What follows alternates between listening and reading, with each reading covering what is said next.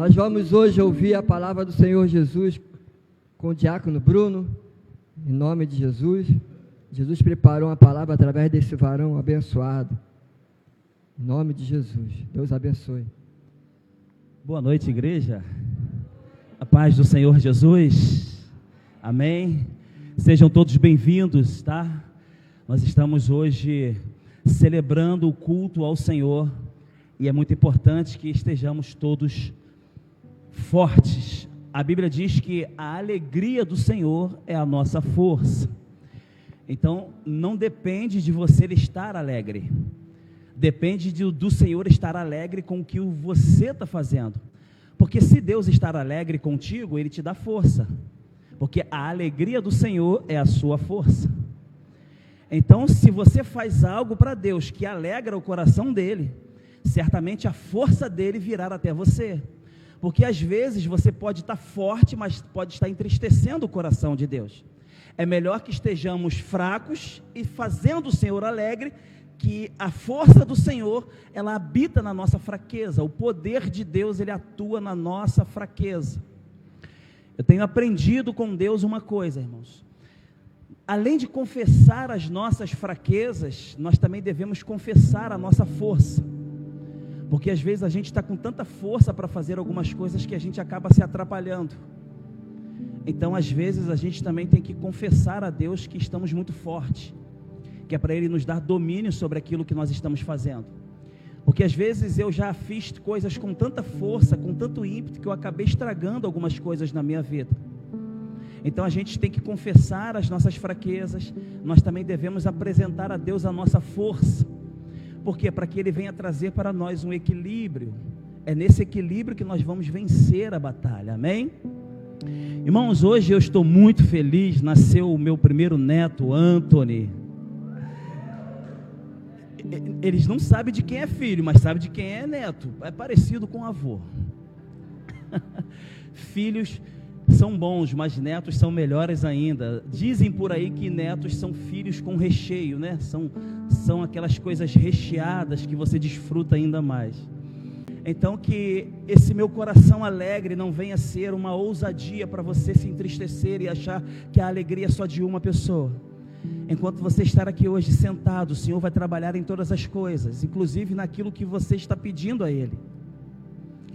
Amém? Eu sou o Bruno Figueiredo, eu sirvo a Deus nesta casa como diácono. Você que está nos assistindo pela rede social, seja muito bem-vindo, tá? Você que está contribuindo para essa obra, acabamos de ter um momento ofertório agora. Irmãos, o Ministério Abraçando Vidas está trabalhando. Nos bastidores a gente tem se reunido. Hoje, aqui mesmo, nesse culto, para que ele esteja sendo realizado, tem mais de 16 pessoas envolvidas na direção desse culto, para que ele esteja entre a recepção, entre o café, entre a limpeza, entre os louvores.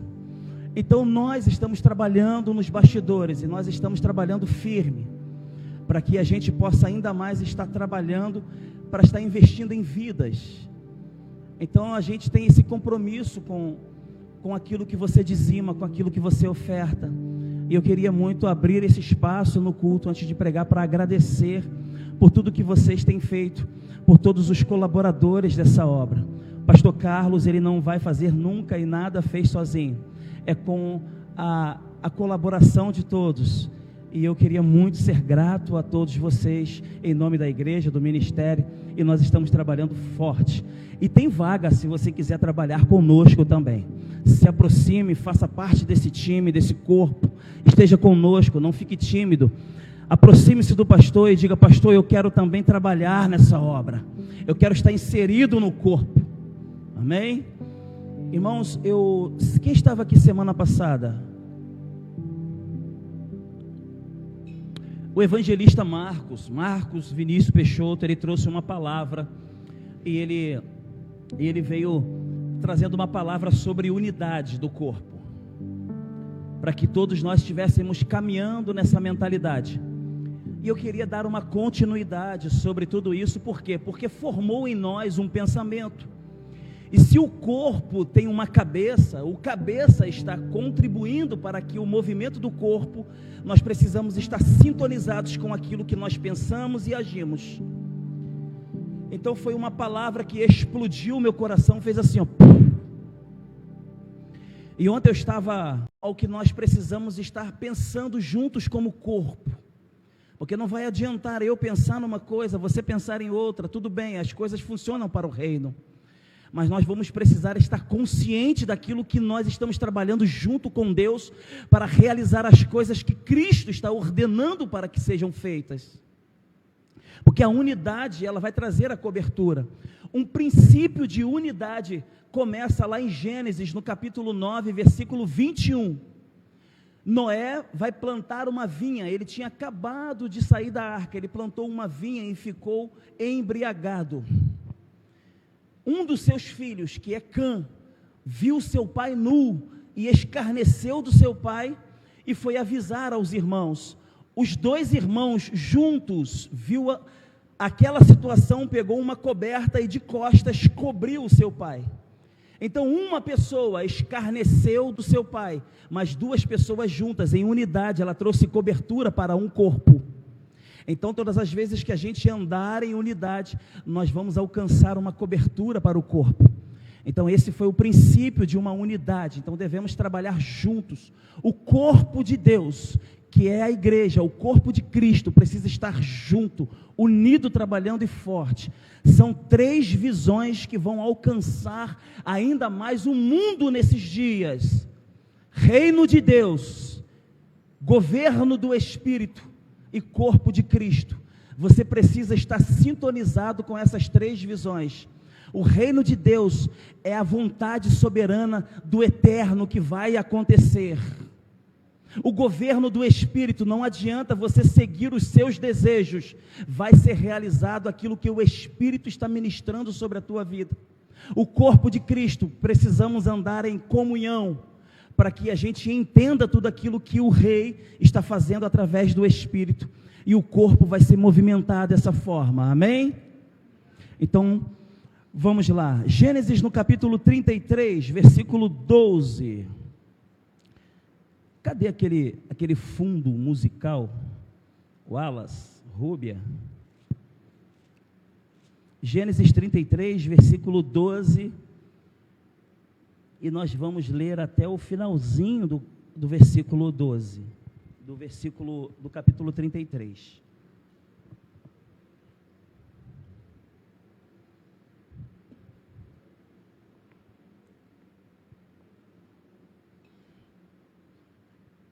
Gênesis capítulo 33, versículo 12. Todos acharam? Podemos ler?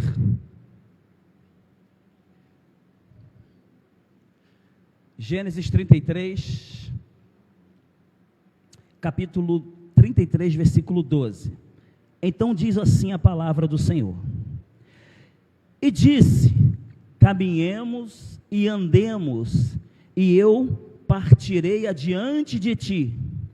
Porém ele lhe disse, meu Senhor, sabe que estes filhos são novos, são tenros, são jovens, e que tenho comigo ovelhas e vacas de leite, e se eu as fadigarem somente um dia, todo o rebanho morrerá.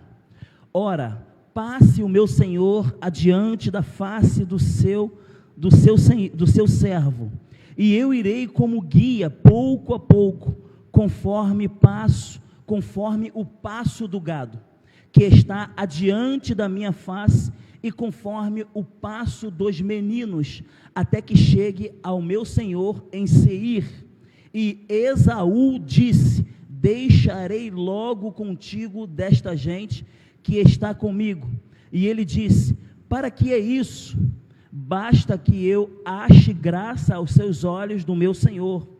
Assim tornou Esaú aquele dia pelo seu caminho a Seir.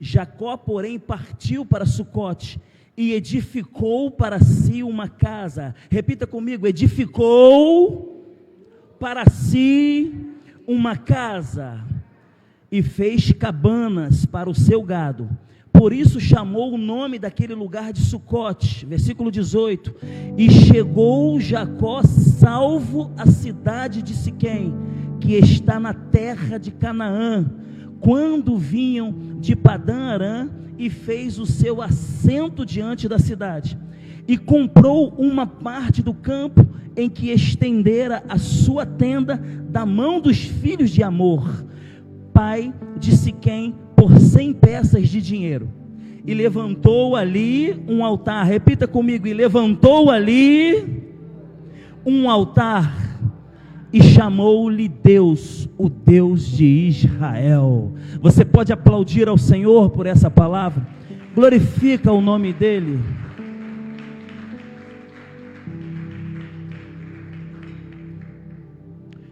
Preservando o rebanho. Irmãos, esse texto, ele saltou o meu coração. Ontem de manhã, pelo mais 11 horas, quando eu desci do lugar de onde eu estava orando, eu comecei a meditar nesse texto. A Priscila me enviou uma mensagem para organizar. Eu disse sim, e esse texto queimou no meu coração. Esse é um texto de princípios. É a primeira vez na Bíblia que Deus, ele é chamado na Bíblia de o Deus de Israel. Até então, Deus, ele era conhecido como o Deus de Abraão, de Isaac e de Jacó. E a partir de Gênesis, no capítulo 33, as pessoas começam a conhecer o Deus de Israel. É uma mudança, é uma transformação. Esse texto, ele marca o encontro de dois irmãos, Jacó e Esaú.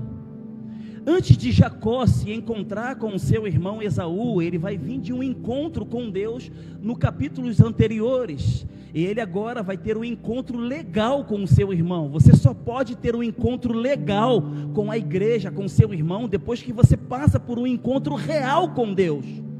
Você nunca vai conseguir se relacionar com o corpo de Cristo de uma forma legal, se você não tiver um encontro real com Deus. Então ali, Jacó e Esaú, eles se encontram para se reconciliar. Os dois já estão amadurecidos. Somente pessoas amadurecidas podem ter encontros para uma reconciliação, irmãos. Jacó e Esaú se encontram, se reconciliam. Esaú, irmãos, é aquele homem que volta do campo cansado. Lembra? Você conhece a história. Ele volta do campo cansado. Ele vai trocar o direito de primogenitura por um prato de comida. Ou seja, um homem cansado, ele negocia valores e negocia princípios. É por isso que nunca foi a ideia de Deus te dar coisas que te cansam, porque você nunca vai conseguir manter os princípios de Deus se você estiver caminhando numa vida com Ele por uma necessidade. Então, na sua necessidade, você sempre vai negociar os seus valores, os seus princípios. Se Deus te der um ministério em suas mãos, na primeira necessidade você vai negociar os princípios. Você vai começar a viver uma vida por necessidade. Não é a ideia de Deus te dar coisas que te cansam. Se aquilo que você está fazendo e você diz que é para Deus está te cansando, meu irmão, me perdoe, mas não é para Deus que você está fazendo. Porque quando Deus te dá algo para você fazer, você nunca vai se cansar. Porque Ele não usa homens e mulheres cansados. Ele nunca vai dar a você algo que te cansa. Se você está se cansando, você está fazendo coisas para você e dizendo que é para Deus. Porque quando a gente coloca o trabalho e diz que é para Deus e se cansa, é coisa nossa. Então nós não podemos dizer se é para Deus, se aquilo está nos cansando. A unção, ela não funciona no corpo que está cansado. Se eu vier para cá, para pregar a palavra de Deus cansado, a unção que Deus derramou sobre a minha vida, ela não vai funcionar se eu estiver cansado. É Deus quem prepara o teu corpo para derramar a tua unção, para que você venha fluir naquilo que Ele te chamou para fazer.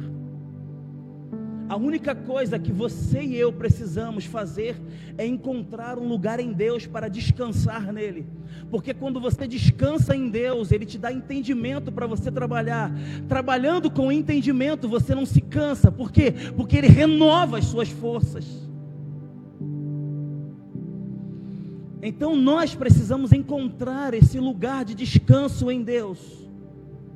Porque quando Deus, Ele te chama para trabalhar para Ele, Ele renova as suas forças. Irmãos, é Deus quem trabalha para te dar. Você recebe antes, para depois você fazer.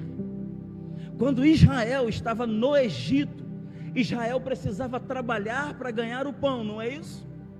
Quando Deus liberta Israel do Egito e lança eles no deserto, Israel ganhava o que primeiro? O pão, não era isso?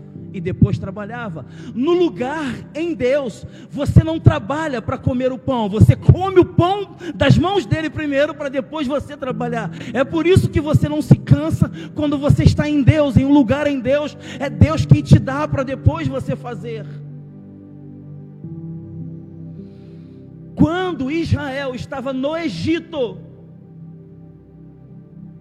e Deus falou para Moisés: vai lá e tira meu povo, para que eles me adorem. O que Israel fez? O que Faraó fez? Faraó aumentou a carga de trabalho para que Israel não tivesse tempo para adorar a Deus. O seu trabalho, ele te afasta da obra de Deus, mas a obra de Deus, ela nunca vai te afastar do seu trabalho. Todas as vezes que você estiver trabalhando demais e não tiver tempo para adorar a Deus, ainda está sob o domínio do Egito e de Faraó. Liberte-se desse jugo.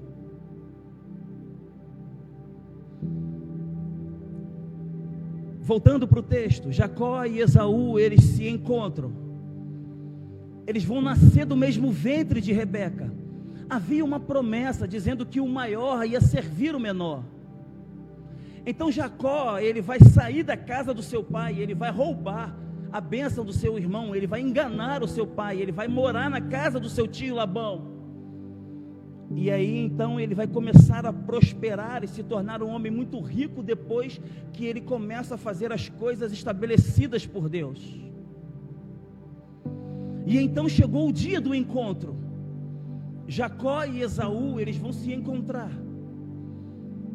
Mas antes de ter um encontro com Esaú, Jacó, ele vai ficar sozinho no Val de Jaboque. Ele vai passar a sua família pelo Val de Jaboque, vai ficar sozinho. E ele vai ter um encontro com Deus. Ali o anjo vai tocar em Jacó. Ele vai perder uma das suas articulações. Irmãos, quando você tem um encontro real com Deus, você sempre vai perder algo que é seu e vai receber algo que é dele. É muito difícil alguém for ferido e tiver um encontro com Deus permanecer da mesma forma. Depois que você é ferido, você nunca mais consegue ser o mesmo. De alguma forma, de algum jeito, de alguma maneira você vai mudar.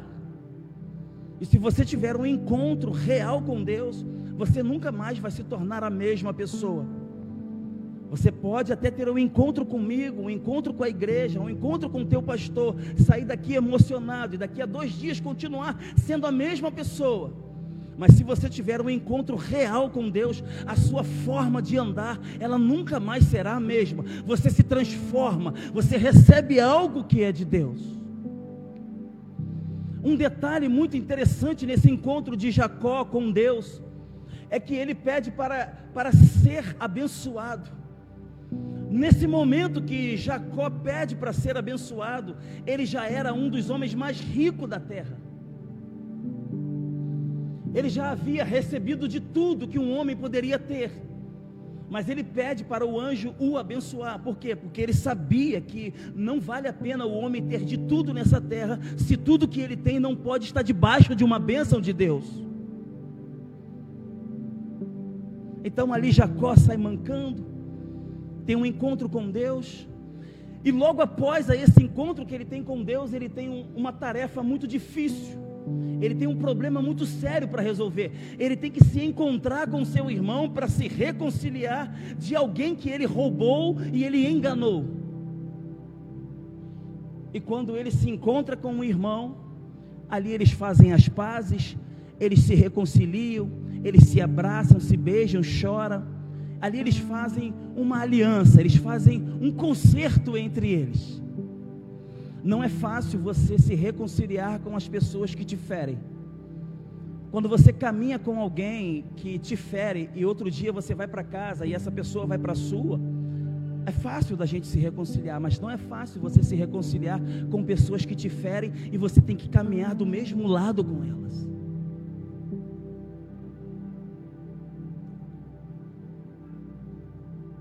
Jacó se reconcilia com seu irmão. O texto que nós lemos, Jacó vai ouvir do seu irmão uma coisa que ele vai pedir. Ele vai falar assim: meu irmão, Esaú falando para o seu irmão, agora que nós fizemos as pazes, nós nos reconciliamos, venha comigo, eu estou te chamando para conquistar muitas coisas. Eu tenho um grande exército, eu formei homens guerreiros e corajosos. Venha comigo para a gente crescer, para a gente conquistar muitas coisas. O meu exército anda muito rápido, e comigo você vai conquistar muitas coisas. Irmão, Jacó, ele não tinha um exército. Ele ouve a proposta do irmão dele, e ele olha para o lado, e ele vê que o irmão, ele tem um exército com homens guerreiros e corajosos. Mas ele vai olhar para o outro lado e ele vai ver que ele não tem um exército, ele tem uma família. Ele tem filhos e ele tem um rebanho. A única coisa que Jacó tinha era uma palavra que Deus havia dado a ele. Gênesis 28:13. Deus havia dado essa palavra para Jacó, dizendo assim: ó, eu vou te levar dessa terra e vou te trazer de volta, e quando você vier, eu vou dar a você essa terra por herança e vou dar a ela aos seus descendentes. Jacó pegou aquela palavra, era uma promessa que Deus havia feito para ele. E no capítulo 28, do versículo 20, Jacó, ele vai fazer um concerto com Deus, ele vai estabelecer um altar, ele vai dizer para Deus assim: se o Senhor for comigo e me trouxer de volta, me dê pão e me dê só roupa para vestir, eu te sirvo até o final da minha vida. Jacó, irmãos, ele não fez uma promessa, ele não fez um pedido de coisas extraordinárias com Deus, e se tornou um dos homens mais ricos. Jacó não pediu a Deus coisas extraordinárias e luxuosas. Por quê? Ele pediu só o básico, e ele caminhou com Deus sem se cansar, no passo do rebanho de sua família. O que nos cansa é quando nós nos envolvemos com coisas extraordinárias e luxuosas. Se você trabalhar para manter o seu luxo e suas coisas extraordinárias, você vai pensar somente nas suas finanças. Mas se você trabalhar na sua vida com as coisas básicas, simples, você vai trabalhar para pensar nos investimentos. Porque o que te cansa são as coisas luxuosas. Uma vida extraordinária com Deus não é uma vida luxuosa. Uma vida extraordinária com Deus é uma vida de dependência com Ele. Uma vida luxuosa com Deus é uma vida bem vivida com Ele. Então o Senhor está nos chamando para viver uma vida de dependência com Ele. Não para você e eu irmos atrás de coisas que estão fora do nosso alcance. Porque o que nos cansa é tentar pegar coisas que estão fora do alcance da medida que Deus nos deu. Deus está nos convidando nessa noite para começar a avaliar sobre as nossas medidas, sobre até aqui Ele te ajudou e te trouxe, o que você ainda quer conquistar, e o que você reconhece do que você conquistou e não está desfrutando. Porque se você começar a ter ganância para conquistar muitas coisas, ao passo de um exército, talvez você vai sair fora da tua medida. Então talvez um dos maiores trabalhos que nós temos nesses dias é reconhecer as medidas que nós estamos caminhando com Deus. Talvez o que você já conquistou foi uma medida exata para esse tempo. Talvez Deus está querendo que você descanse e desfrute, que aí Ele vai começar a liberar todas as coisas que já estão disponíveis para você. Porque se você começar a correr atrás de coisas que você não faz sentido de uma vida com Deus, talvez você vai se cansar, e homens cansados vão negociar valores nesses dias.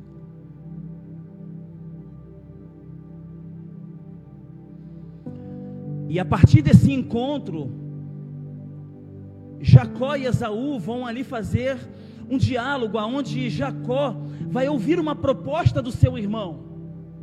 Vem comigo, eu estou te chamando para conquistar muitas coisas. No passo do meu exército nós vamos ser mais rápidos. Irmãos, Jacó, ele olhou para o seu irmão e ele viu que o seu irmão realmente tinha um exército. Mas Jacó olhou para a sua casa e ele viu que o irmão dele não tinha uma família. Apesar dele ter conquistado muitas coisas, o irmão dele não tinha edificado uma casa. O irmão dele não tinha nenhum rebanho para pastorear. Talvez você, irmãos, esteja chegando numa medida de idade na sua vida que você olha para alguns de seus amigos, alguns pastores que já conquistaram ministérios grandes, que andaram em uma velocidade, que expandiram financeiramente, mas você vai olhar para alguns deles e vai ver que eles não têm uma família, e choram, porque conquistaram muitas coisas, mas não têm uma família, uma casa, uma bênção, um rebanho, e não tem seus filhos servindo a Deus junto contigo.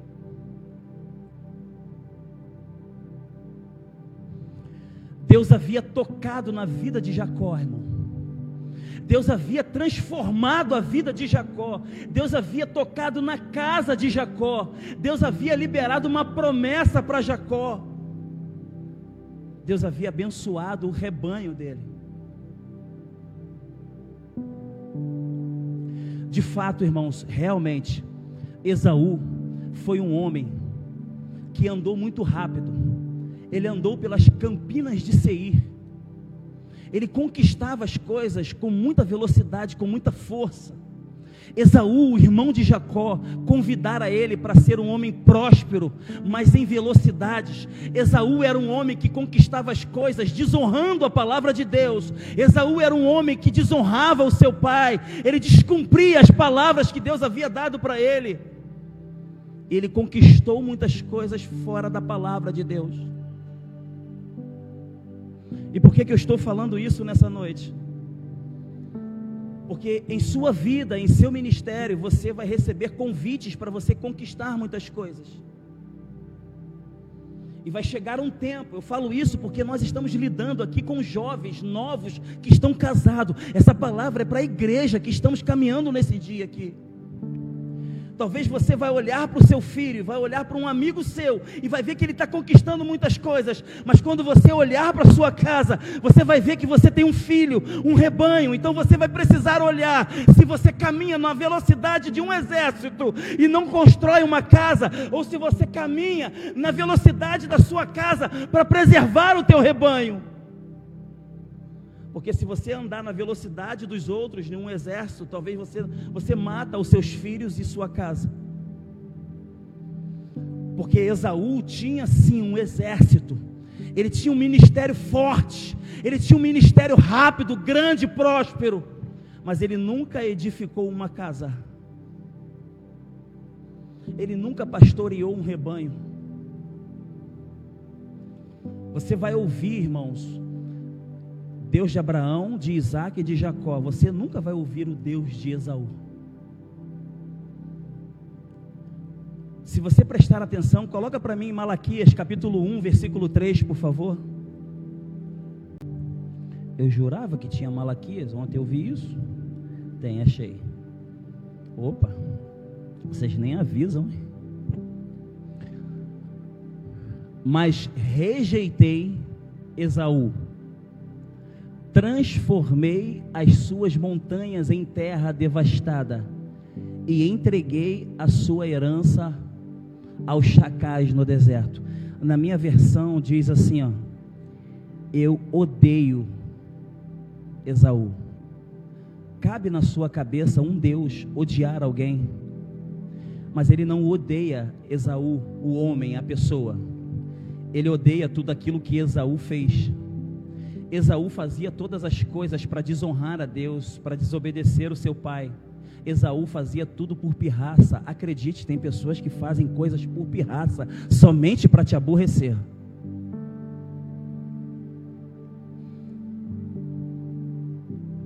Obadias, capítulo 1, versículo 18, vai dizer assim, ó.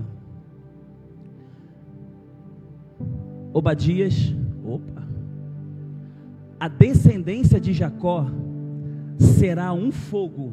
Em outras traduções diz assim, ó, a casa de Jacó será fogo, a casa de José será uma chama, mas a descendência de Esaú será palha.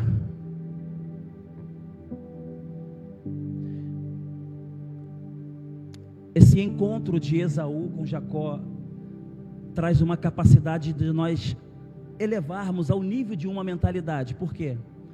Porque nós estamos vivendo um tempo, irmãos, onde Deus está nos chamando muito para crescimento, para prosperidade. Eu sei que vai vir esse tempo para nós. Uns já estão desfrutando de tudo isso. Mas a nossa casa hoje, ela vive uma casa onde nós temos muitos jovens que se casaram e alguns estão para se casar. E nós vamos ter que ter essa unidade no corpo de perceber que nós estamos sendo convidados para avançar, para prosperar, para construir, sim ou não? Mas nós vamos ter que olhar para a nossa casa e observar que nós temos filhos pequenos que ainda não podem caminhar nesse passo. Nós vamos ter que olhar para dentro da nossa casa e ver que nós somos uma família, que eu não posso avançar sem olhar para minha casa e edificar um altar e preservar o rebanho. Porque se nós caminharmos na velocidade que nós estamos olhando outras pessoas, nós vamos atropelar em alguns sentidos, e nós podemos matar nossos filhos que estão agora indo num passo de sua casa. Então talvez nós vamos precisar desacelerar um pouco, não parar. Quando eu digo desacelerar, é olhar para os nossos filhos e os nossos rebanhos.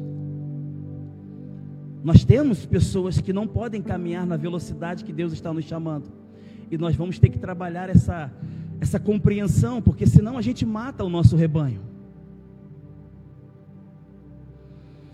A outra coisa que eu queria muito pontuar no coração da igreja, da parte de Deus, é sobre crescimento e direção. Quando eu digo desacelerar, não é para estagnar, é para você continuar com a ideia de crescimento, mas não perder a direção. Lembra de Adão? Ele era um homem que convivia num jardim com Deus, e ele tinha a direção do encontro com Deus todos os dias, todo fim de tarde, ele se encontrava com Deus, não era? Mas ele conhecia de tudo? Não, ainda não tinha tocado na árvore do conhecimento do bem e do mal. Ele não conhecia ainda sobre nada, ele ainda não havia crescido o suficiente, mas ele tinha a direção de encontrar-se com Deus. A partir do momento que ele toca naquela árvore, come do fruto, com Eva, ele cresce a sua mentalidade, não é? Ele agora conhece de todas as coisas. Mas o que ele corrompe? É o lugar de direção que se encontrava com Deus. Essa palavra, ela nos leva para um lugar de origem, qual? O Senhor vai nos fazer crescer, mas Ele não quer que a gente perca a direção daquilo que Ele enviou para que nós fizéssemos nesse lugar. O encontro com Deus, a oração, o jejum, o princípio, o amor, o queimar na chama, não pode perder a responsabilidade só porque nós crescemos.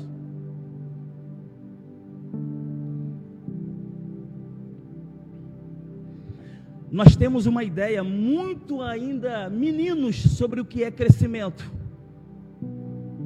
A gente acha que crescer é ficar com muitas coisas, isso é multiplicação, isso não é crescimento.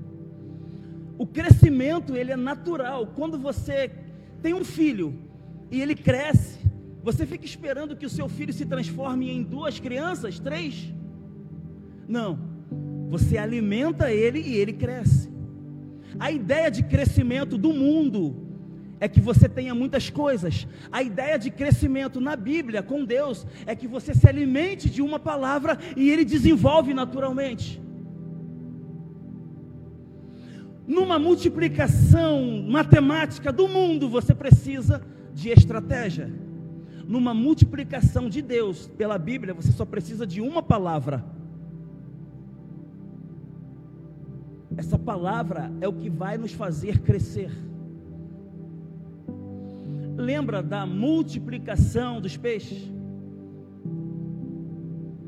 O texto vem multiplicação dos peixes, mas lá em João 6 vai dizer o quê? Jesus, ele repartiu, e na medida que ia repartindo, os pães e os peixes iam se multiplicando. Então, se você quiser trazer uma ideia de crescimento, de expansão, você vai precisar repartir e compartilhar. Porque quando você compartilha, quando você reparte, outras pessoas começam a se multiplicar com aquilo que você tem para dar. Então essa visão é do mundo. Quando você começa a conquistar coisas, a casa se torna uma casa de palha. Quando você olha para a sua família e anda no passo do seu rebanho, você preserva o teu rebanho. Aí você começa a alimentar os seus filhos e eles crescem. E eles crescendo, eles compartilham, compartilhando se multiplicam.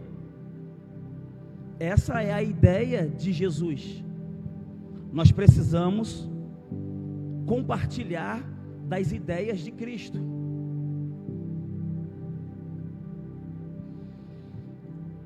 Em Apocalipse, no capítulo 19, versículo 2,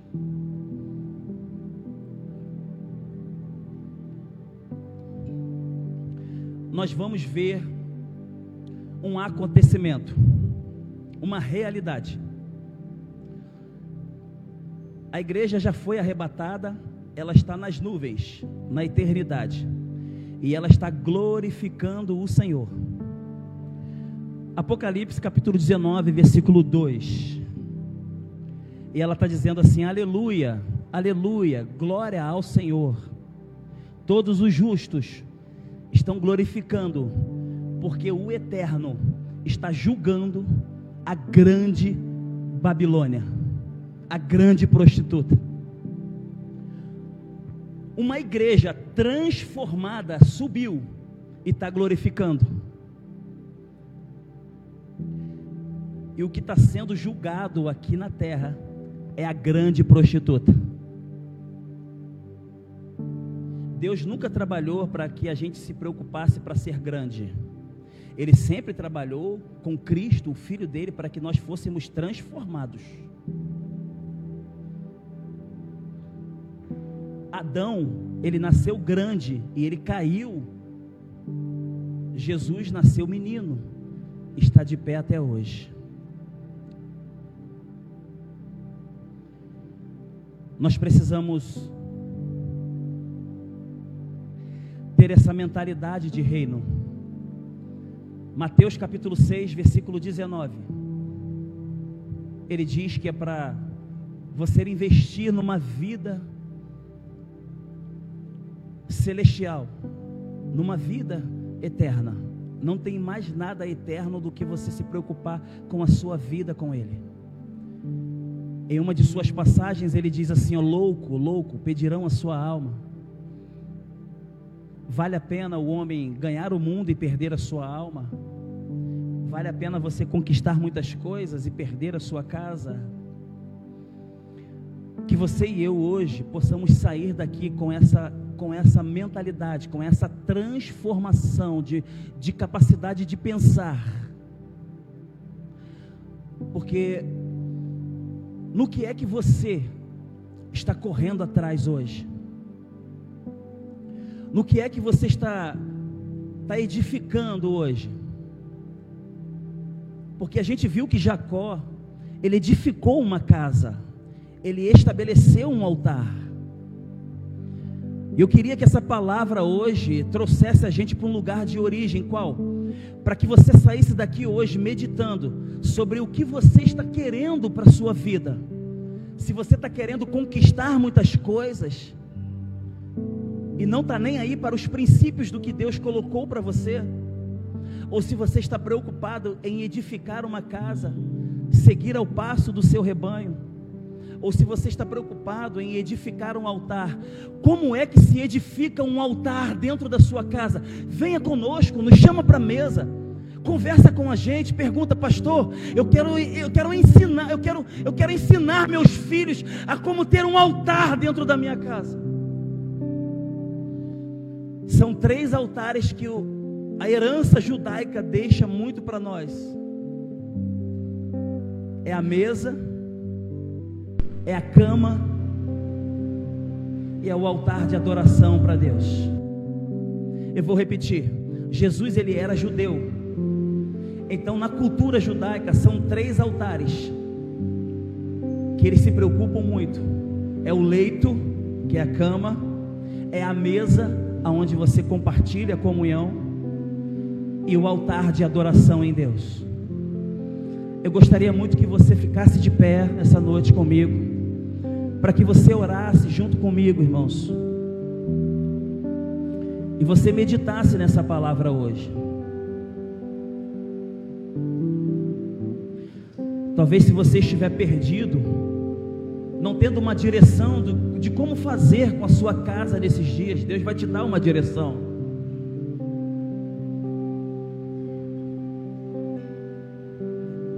Sabe, irmãos, eu tenho a sensação, quando eu estou orando, que o meu espírito ele se conecta com Deus, e Deus, ele fala para nós assim: Bruno, eu vejo lá de cima algumas pessoas tão perdidas aqui na terra. Eu quero pegar nas mãos deles e quero levar eles para o lugar aonde eu quero, mas eles se recusam, porque o coração está tão duro e não me ouve quando eu quero designá-los para um destino, para onde eu quero levar. Talvez seja essa a situação de alguns aqui nessa noite. Se encontra perdido, não sabe como direcionar a sua casa, não sabe se entrega aos desejos da sua carne, ou se entrega àquilo que o Espírito está te conduzindo nessa noite para fazer. Você e eu precisamos sair daqui nessa noite com a certeza de que precisamos edificar uma casa, construir um altar e seguir ao passo para preservar o nosso rebanho. Ei, a conquista, ela vai vir natural. Deus, ele já tem coisas disponíveis para você. Mas se você correr atrás dessas coisas, você vai se cansar. Mas se você vier para um lugar em Deus, Ele vai te levar a lugares aonde Ele quer que você esteja com Ele. Senhor nosso Deus, diante dos Seus olhos, nós colocamos agora a nossa vida em Suas mãos. Se em algum momento nós estamos caminhando nessa terra e nos perdemos do propósito que o Senhor estabeleceu para nós como família, como colunas para o reino de Deus, se em nosso coração não há mais desejo de Te buscar, renova as nossas forças nessa noite, ó Deus. Abra o céu e traga para nós uma unção de renovo. Nos capacita, derrama a Tua unção sobre a vida desse homem, dessa mulher, desse filho. Tira toda apostasia, toda preguiça, todo excesso, toda ganância, toda cobiça, e coloca em nós um desejo de ardentemente buscar as coisas do Teu reino. Nos chama pelo nome nessa noite, ó Deus. Transforma a nossa vida, nos faça a separar daquilo que é do mundo e daquilo que é de Deus. Nos faça andar somente com aquilo que o Senhor designou para a minha vida. Repreenda todo cansaço, toda falta de entendimento, ó Deus, toda confusão, todo desespero, toda depressão, toda ansiedade, todo estresse. nos dar uma condição de filho nessa noite, ó Deus. Nos leva para um lugar de descanso, de entendimento, Deus. E se eu vender tudo que tenho, em troca do amor eu falharia.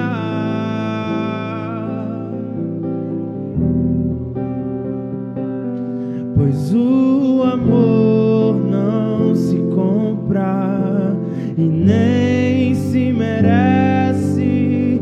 O amor se ganha, de graça o recebe. E eu quero conhecer Jesus. E eu quero conhecer Jesus.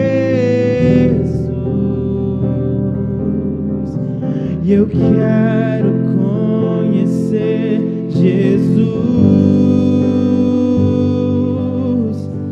Eu quero conhecer Jesus. O meu orgulho me tirou do jardim, tua humildade colocou jardim em mim. E se eu vendesse tudo que tenho, em troca do amor eu falharia.